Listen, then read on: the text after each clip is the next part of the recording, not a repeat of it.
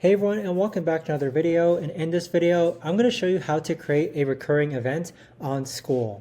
So this video is going to be particularly useful for individuals who want to host recurring events on Skool. How do you actually go ahead and do so?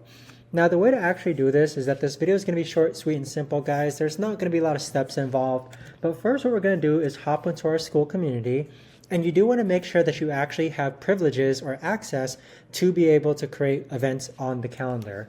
So what this is going to look like is that once you click on calendar, you're going to click on this plus icon right over here. And then here you're going to name your event. You're going to give it the date, the time, the duration.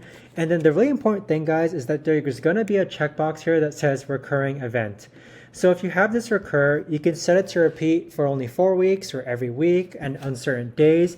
You can also have it end after a certain number of occurrences.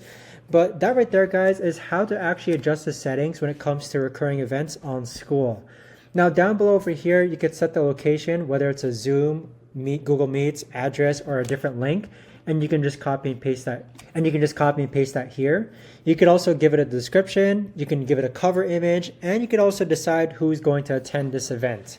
You can also set reminders by email 1 day before the event actually happens.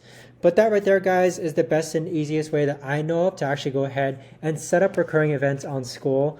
If you guys know of a better or easier way to actually do this, let me know in the comments down below. I would love to know. But thanks so much for watching, everyone, and I'll see you guys all in the next video.